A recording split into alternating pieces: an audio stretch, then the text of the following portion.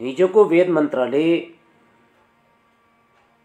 दिएको सन्देश, हिजोको वेद मन्त्र अथर्ववेदको रहेको थियो, त त्यो मन्त्रले दिएको सन्देश थियो उठ ऐश्वर्यको भागलाई हेर भनेर, अथवा त्यो ऐश्वर्य के हो, कसरी उठ्न पर्छ भन्ने विषयमा त्यो वेदको मन्त्रले अत्यन्त गहन तरिकाले उपदेश दिएको छ।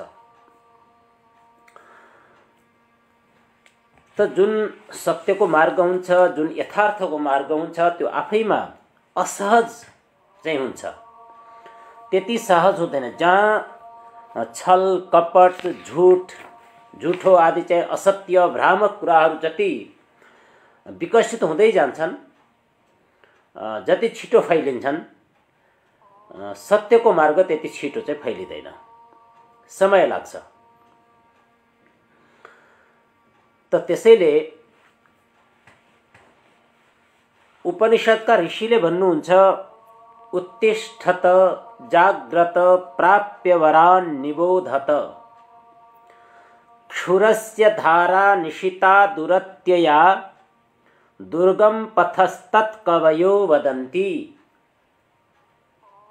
यो चाहिँ कठोपनिषदका ऋषिले भन्नुभएको अथवा कठोपनिषदका ऋषिले प्रणयन गर्नुभएको उपनिषदको मन्त्र हो। त भन्छ उत्तिष्ठत जाग्रत प्राप्य वरान् निबोधत। अब कसलाई उठ्ने कुरा गर्दैछ? जो अविद्यामा ग्रस्त छन्। अविद्या भनेको के हो? अविद्याको अर्थ हो जडलाई चेतन मान्नु, चेतनलाई जड मान्नु अविद्या हो।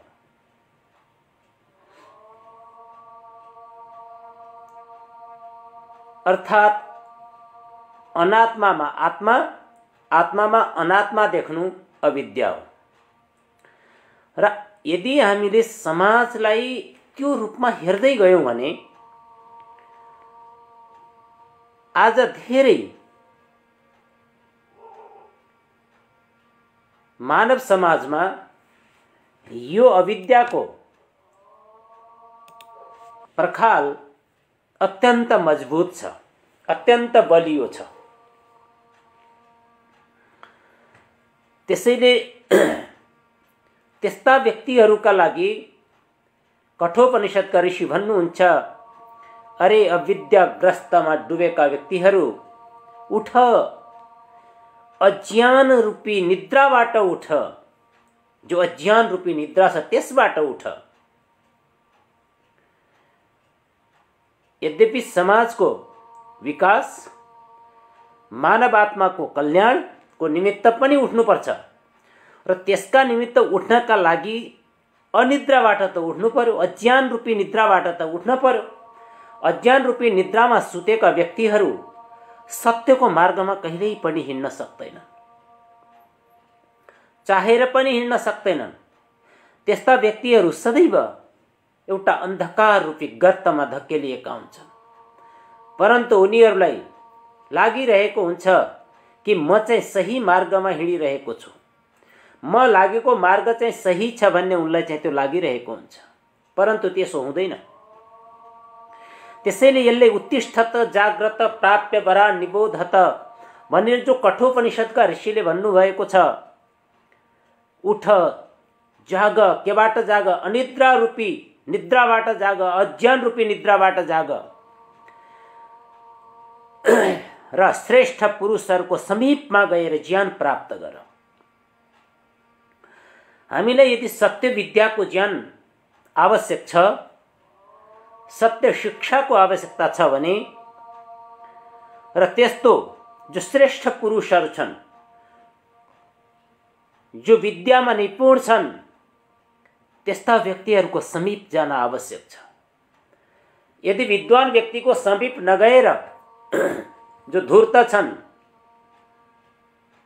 जो धर्मका नाममा ठग वृत्ति गरेर आफ्नो पृष्ठपोषण गर्ने प्रवृत्तिमा संलग्न भएका छन्, यदि तिनीहरूको नजिक जाने हो भने सम्भवतः त्यसबाट अज्ञान र अन्धकार बाहेक अरू केही पनि प्राप्त हुन सक्दैन।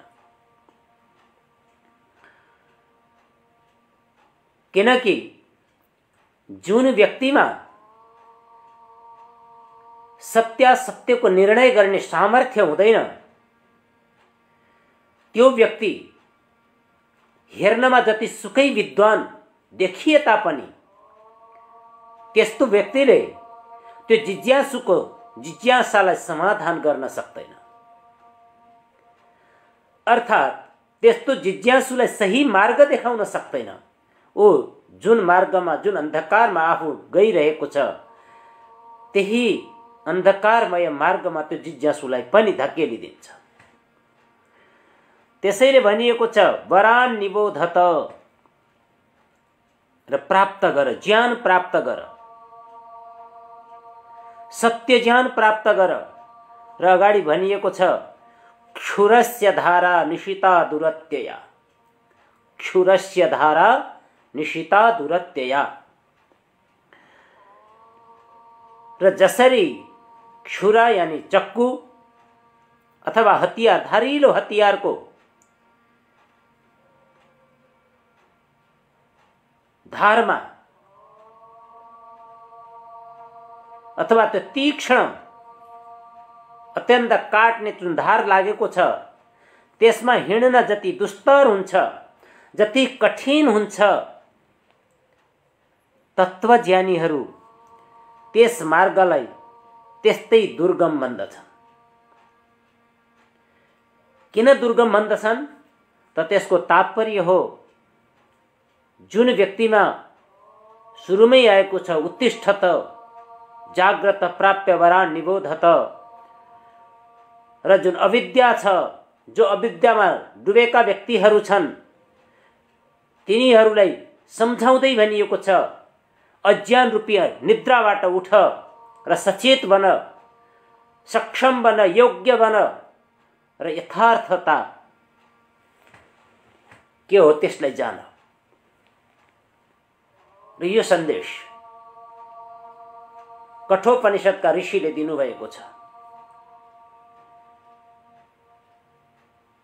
र जब सत्यको मार्गमा व्यक्ति हिँड्छ त सत्यको मार्गमा हिँड्ने व्यक्तिका निमित्त हरेक उसका पाइला पाइलामा जहाँ क्षुरस्य धारा निशिता दुरत्यया भनेर जो भनिएको छ, ठिक त्यसै गरी जो असत्यलाई, भ्रमलाई फैलाउनेहरू हुन्छन्, तिनीहरू सदैव त्यस्तो सत्यान्वेषी, सत्यको अनुसरण गर्ने, सत्यको मार्गमा हिँड्ने जो व्यक्तिहरू हुन्छन्, तिनीहरूको पाइला पाइलामा त्यस्तै प्रकारका धारिला हतियारहरू ठड्याउने प्रयास गर्दछन्।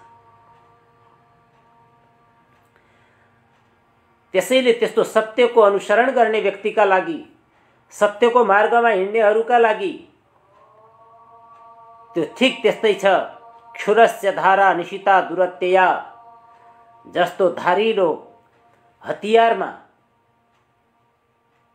हिँड्नु जति दुस्तर हुन्छ, जति दुष्कर हुन्छ, त्यस्तै जुन तत्त्व छ, जुन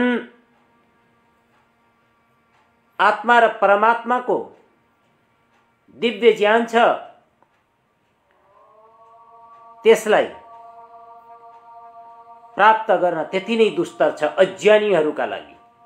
जो अज्ञान रूपी निद्रामा सुतेका छन्, तिनीहरूलाई त्यो त्यस्तै छ। त्यसैले कैयौं व्यक्तिहरू, कैयौं सम्प्रदायहरू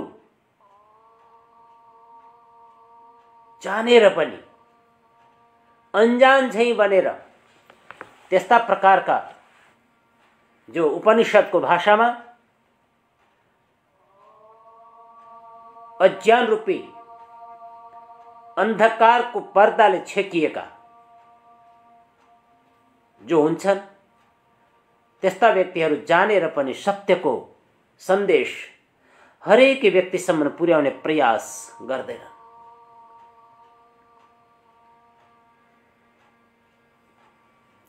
त्यसैले सर्वे वेदा यत् पदमा मनन्ति तपांसि सर्वाणि च यद् वदन्ति यदिच्छन्तो ब्रह्मचर्यं चरन्ति तत्ते पदम संग्रहेण ब्रवीमिम्यो मित्येतत्।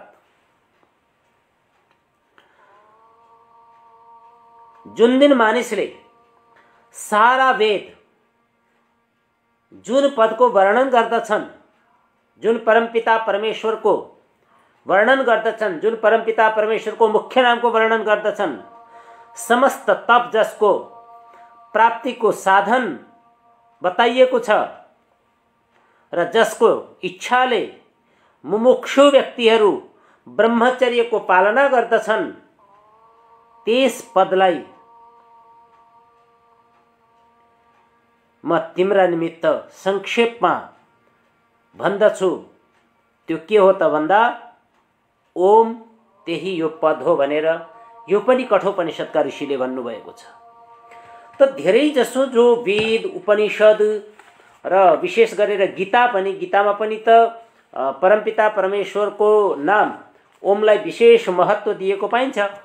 ओमित्येकाक्षरं ब्रह्म व्याहरन् मामनुस्मरन् यह प्रयाति त्यजन देहम सयाति परमां गति भनेर योगेश्वर श्री कृष्णले अर्जुनलाई उपदेश दिँदा त्यहाँ पनि यही भन्नुभएको छ।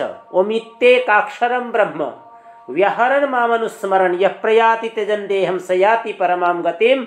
हे अर्जुन, जो व्यक्ति ओमकार को स्मरण गर्दछ, ओमकार को स्मरण गर्दै, ओमकार को ध्यान गर्दै, ओमकार को जप गर्दै आफ्नो शरीरलाई त्यागेपछि त्यो परम गतिलाई प्राप्त गर्दछ, त्यस्तो योगीले भनेर श्री कृष्णले पनि यही उपदेश दिनुभएको छ। र जो कृष्णको उपासना गर्दछन् उनीहरूलाई त्यो कुरा थाहा हुन्छ। यति हुँदा हुँदै पनि धेरै जसोले ओमलाई परमात्माको नाम मान्दैनन्। धेरै जसोले, धेरै सम्प्रदायका संस्थापकहरूले त्यस्तो प्रकारको उपदेश दिएको पाइन्छ। र त्यस्ता व्यक्तिहरू वेदको नाममा त केही पनि गर्दै गर्दैनन्। समाजमा यदि तपाईं कहीँ पनि गएर हेर्नुभयो भने वेदोक्त जुन कर्महरू छन् ती कर्महरूलाई सबैले त्यही रूपमा स्वीकार गरेको र त्यही रूपमा त्यसको अनुसरण गरेको पनि पाइँदैन, बिल्कुल भिन्न पाइन्छ। त्यसैले जो हाम्रा ऋषिहरूले, हाम्रा महर्षिहरूले जुन प्रकारको ज्ञान दिनुभएको छ त्यो आफैमा यति महत्त्वपूर्ण छ। यदि त्यसलाई बुझ्ने हो र त्यसलाई बुझेर आफ्नो जीवन उतार्ने हो भने फेरि संसारमा जो धर्मका नाममा, सम्प्रदायका नाममा, ईश्वरका नाममा जुन अनेक प्रकारका मतभेदहरू छन् ती समाप्त भएर जान्छन्, रहँदैनन्। त्यसैले जुन परमपिता परमेश्वरले हरेक मनुष्यका लागि समान रूपले ज्ञान दिनुभएको छ त्यसलाई अनुसरण गर्नुपर्दछ। हामी गीता पढ्छौँ, कतिपय व्यक्तिहरू म त गीताको पाठ नगरेर खाना खान्न भन्नेहरू पनि छन्। तर एउटा विडम्बना, बडा दुःख लाग्छ, गीता पढ्छन् तर आचरण गीताको विपरीत गर्छन्। एकजना व्यक्ति जुन न कर्मले ब्राह्मण छन् न संस्कारले, फेरि पनि आफूलाई ब्राह्मण चाहिँ ठान्दछ। र त्यस्ता व्यक्ति भन्ने गर्छन् कि म गीताको पाठ नगरिकन भोजन गर्दिनँ। राम्रो कुरा हो, गीता पढ्नुपर्छ। गीताको कर्मयोगलाई त अत्यन्त सरल तरिकाले बुझ्नु पनि पर्छ र तदनुकूल आचरण पनि गर्नुपर्दछ, अति आवश्यक छ। गीताले त्यो सुसुप्त अवस्थामा रहेको व्यक्तिलाई जगाउने काम गर्दछ। जसका शरीरका इन्द्रियहरू निस्तेज भइसकेका छन् त्यस्ता इन्द्रियहरूलाई सबल बनाउने कार्य गीताले गर्दछ। तर त्यही गीता पढेर जब हामी त्यसको विपरीत आचरण गर्दछौँ त फेरि गीता पढ्नुको अर्थ देखिँदैन। गीतामा भनिएको छ, विद्या विनय सम्पन्ने ब्राह्मणे गविहस्तिनि शुनि चैव स्वपाके च पण्डिताः समदर्शिनः। यहाँ पण्डित शब्दको अर्थ केवल कर्मकाण्ड गर्दै घर घर घुम्नेका लागि प्रयोग भएको होइन। यहाँ पण्डित शब्दको अर्थ हो विद्वान, जसले कर्तव्यको बोध गरेको छ, कर्तव्यको महत्तालाई जसले जान्दछ त्यस्तो व्यक्तिलाई यहाँ पण्डित भनिएको। तर हामी समाजमा हेर्छौं अलिकति टीकासिका लगाएर हिँड्यो, उसँग विद्वता छ छैन थाहा छैन, ऊ पण्डित भइहाल्यो। तर यहाँ त्यो तरिकाले पण्डित भनिएको होइन यो गीतामा। त्यसैले भनिएको छ, मैले यो कुरालाई किन यहाँनिर चाहिँ जोड्न खोजेको, वेद मन्त्र भन्दा पहिला म चाहिँ किन गइरहेको छु त भने चाहे त्यो शिक्षा हो चाहे संस्कार होस्, चाहे हिन्दू धर्मभित्रका कतिपय मूल्य र मान्यताहरू नै किन नहो, त्यो ठाउँमा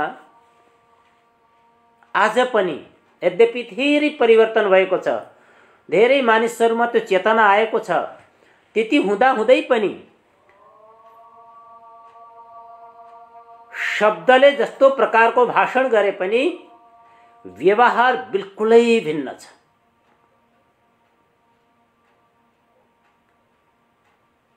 यदि कुनै आजको शासन व्यवस्थाले प्रतिपादन गरेको, आजको शासन व्यवस्थाले निर्धारण गरेको जुन समुदाय छ, जुन हिजो सामाजिक रूपमा पनि अपहेलित थियो, तर यो कुनै वैदिक कालमा थिएन। यो धेरै पछि आएर विभिन्न प्रकारका स्वार्थी, लम्पटी, दुराग्रही, लोभी, पापीहरूका कारणले चाहिँ मानवको बीचमा छुवाछुत जस्तो कुप्रथा स्थापित भएको थियो। र त्यही उसमा आज पनि कतिपय गुरुहरू, कतिपय विद्वानहरू यदि कुनै दलितले वेदका मन्त्र पढ्छ, कुनै संस्कृतको शिक्षा ग्रहण गर्छ भने छिछि र दूरको शब्द अहिले पनि प्रयोग गर्छन्, आज पनि प्रयोग गर्छन्। र मैले जसको यहाँ, यद्यपि म नाम कसैको लिँदैन, मैले जसको यहाँ एकजना भनेर संकेत गरेको छु, तिनी व्यक्ति त्यस्तै छन्। यद्यपि त्यो एउटा पात्र हुन्, धेरै छन् त्यस्ता जो गीता नपढिकन खाना खाँदैनन् तर गीतालाई बुझ्न सक्दैन। यो विडम्बना। त यहाँ त यही भनिएको छ, विद्या विनय सम्पन्ने ब्राह्मणे गविहस्तिनी, जो विद्या र विनयले सम्पन्न छ अथवा जसमा विनय छ, जसमा विद्या छ, त्यस्तो व्यक्तिका लागि ब्राह्मणे, ब्राह्मणमा, गवि गाईमा, हस्तिनी हात्तीमा, शुनि कुकुरमा, स्वपाके च, स्वपाके अथवा मरेको सिनो खाने प्राणीहरूमा कुनै प्रकारको पनि भेद देख्दैनन्। पण्डिताः समदर्शिनः, त्यस्ता विद्वानका लागि ती समान छन्, कुनै प्रकारको भेदभाव चाहिँ तिनले राख्दैनन्। त्यसैले गीता पढेपछि गीताको यो सन्देशलाई पनि त कमसेकम धारण गर्नु पर्यो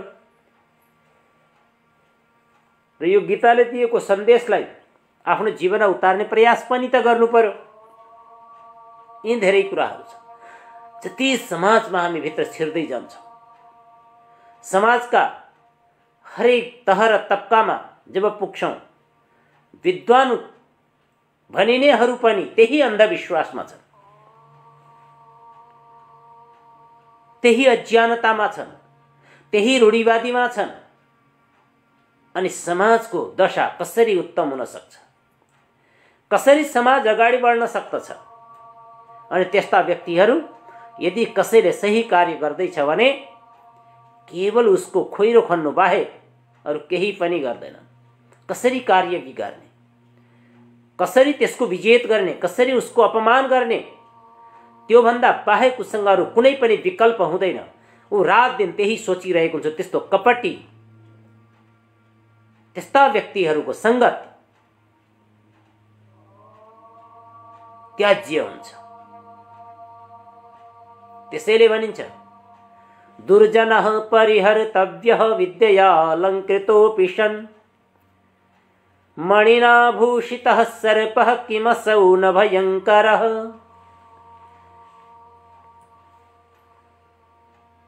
जुन व्यक्ति दुष्ट प्रवृत्तिको छ त्यस्तो दुर्जनः परिहर्तव्यः, त्यस्तो दुर्जनलाई त्यागिदिनुपर्छ। यदि विद्या र विनयले सम्पन्न भए पनि, विद्या अलङ्कृतोऽपि सन्, विद्याले परिपूर्ण भए पनि, विद्वानै भए पनि यदि दुर्जन छ भने त्यस्ताको परित्याग गरिदिनुपर्छ। त्यस्ताको संगतबाट कुनै फाइदा हुँदैन। उसको काम केवल बिगार्ने हुन्छ र त्यो भयङ्कर सर्पका समान हुन्छ। मणिना भूषितः सर्प किमसौ न भयङ्कर भनिन्छ। सर्पको टाउकोमा मणि हुन्छ र मणि अमूल्य छ।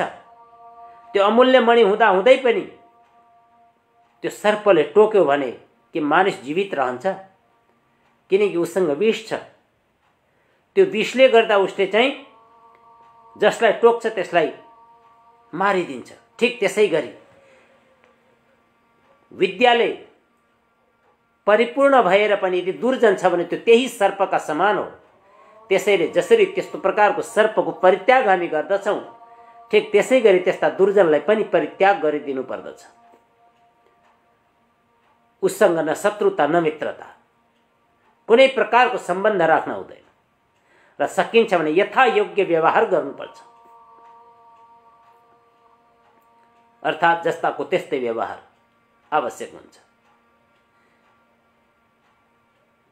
त यी कुराहरू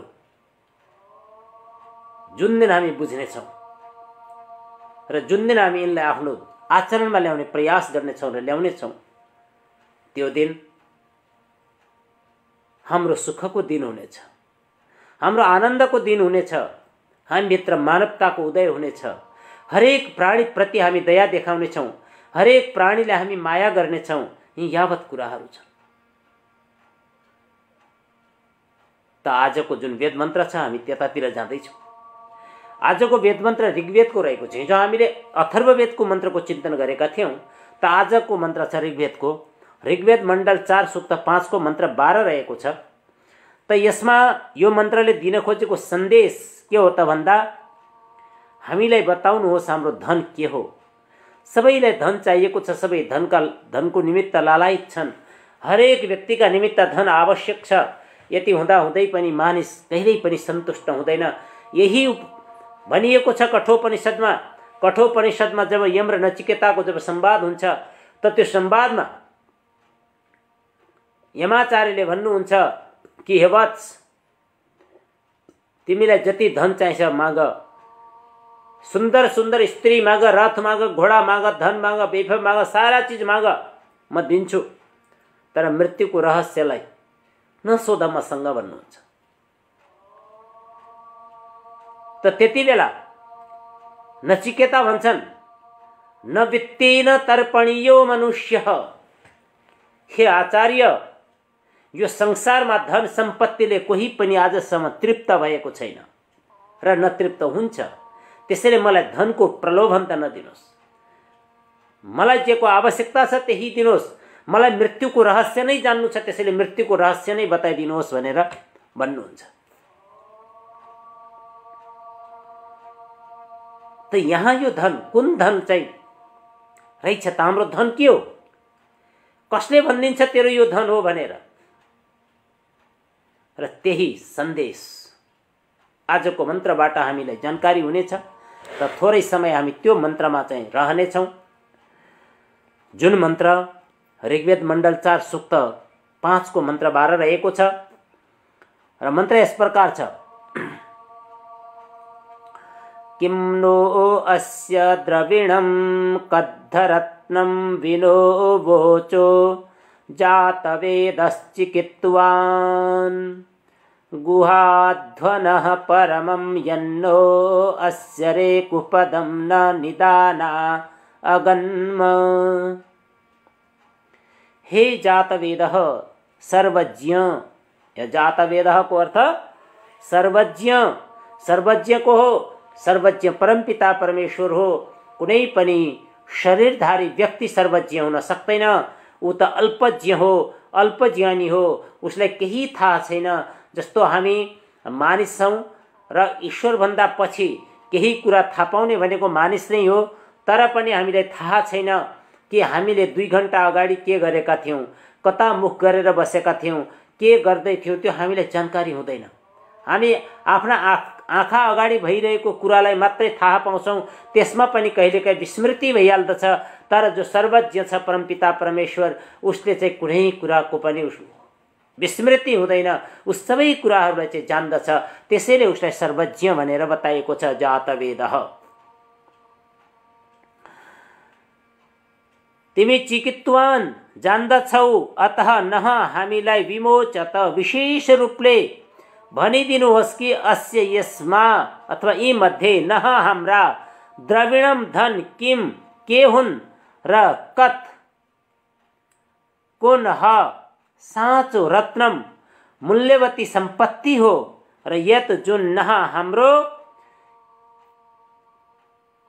अस्य यस अध्वनः मार्गको परम अत्यन्त गुफा यानी गुप्त रहस्य छ। ताकि किनकि हामी रेकु शङ्कायुक्त पदम पद निदानाः धारण गर्दछौ, न अगन्म जाऊ। त यहाँ भक्त देख्दछ कि धन सम्झेर जुन जुन पदार्थको संग्रह गर्दथ्यो ती एक एक गरेर गइसके अथवा गइहाल्दछ। त्यसलाई सन्देह हुन्छ कि यो धन हो अथवा होइन। यो व्याकुल भएर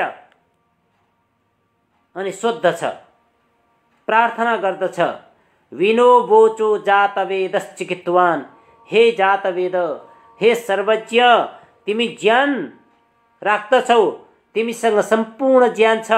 अतः तिमी हामीलाई स्पष्ट भनिदेऊ कि किम नो अस्य द्रविणम, यसमध्ये हाम्रो धन के हो, जसबाट प्रीति होस् र तृप्ति होस्, जसबाट जीवन यात्रा अनायास निर्वाही गर्न सकियोस्, त्यसलाई धन भनिन्छ। जो नित्य छैन, आगमा पाइछ अथवा आउँछ जान्छ, आउने जाने भएको छ, त्यसबाट नित्यको ध्रुवको तृप्ति कसरी हुन सक्दछ। वेदमा भनिएको छ, रत्नम दधाति दाशुषे, रत्नम दधाति दाशुषे, दाताका लागि रत्न बन्दछ, बनाउँदछ अथवा दातालाई रत्न दिन्छ।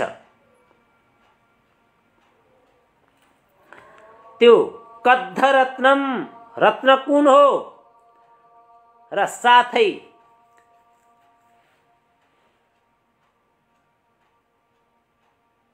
एकदम सही तरिकाले भन्नुहोस् भन्छ।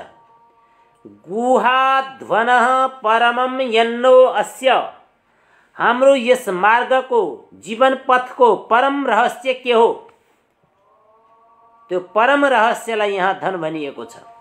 अर्थात् हामी जुन यो लामो संसार यात्रा गरिरहेका छौँ, हामीमा यसको कुनै लक्ष्य, कुनै उद्देश्य दृष्टिको गोचर हुँदैन। के यी यस्तै हुन्, के यी व्यर्थै छन्, हाम्रो जीवन यात्रा निरुद्दिष्ट छ, कुनै उद्देश्य छैन हाम्रो जीवनको, अथवा यसको कुनै उद्देश्य प्रयोजन साध्य छ भने फेरि त्यो गुप्त छ। हाम्रा आँखाहरूले हाम्रो बुद्धिबाट अथवा हाम्रा आँखाहरूबाट हाम्रा बुद्धिबाट त्यो लुकेको छ, ओझेल परेको छ। यसबाट पनि त अथवा यसलाई पनि तिमीले नै भन्ने छौ अथवा तपाईले नै भन्नुहुनेछ, किनकि तपाई चिकित्सवान जानकार हुनुहुन्छ र तपाईले भन्नु भएन भने कहीं हामी रेकु पदम न निदाना गन्म संदिग्ध पाइला राखेर नहिँडौ। संदेहास्पद दशामा हामीलाई डर उत्पन्न हुन्छ, भय उत्पन्न हुन्छ र त्यसैले तपाईको भक्तले भनेको छ संशयात्मा विनश्यति, संशयालु नष्ट भइहाल्दछ।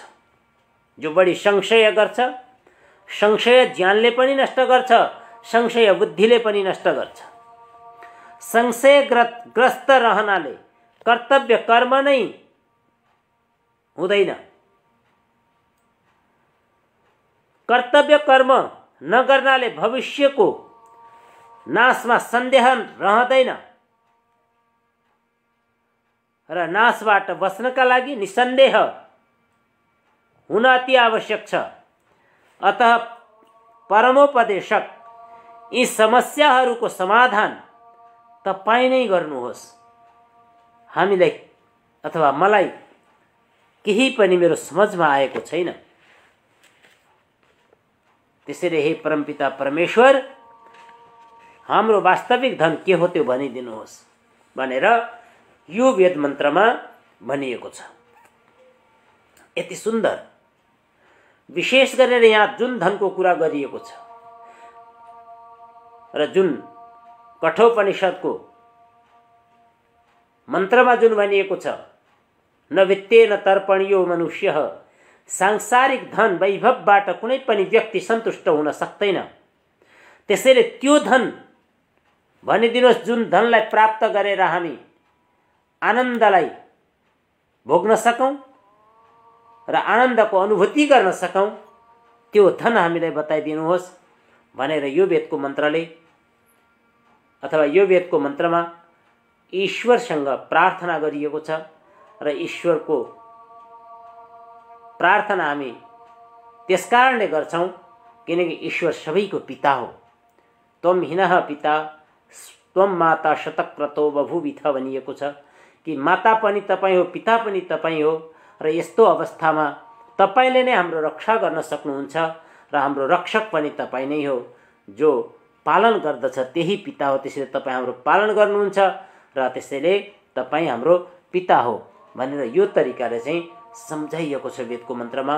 त सज्जनवृन्द, यतिन्जेलसम्म यहाँहरू जसले फेसबुकको प्रत्यक्ष प्रसारणमा जोडिएर सुनिरहनु भएको छ, सुन्नु भएको छ, सुनेर साथ दिनुभएको छ, यहाँहरू सबैलाई कोटिशः साधुवाद दिन चाहन्छु र भोलि फेरि कुनै प्रकारको अवरोध उत्पन्न भएन भने अर्को वेद मन्त्रको स्वाध्याय गर्ने प्रयास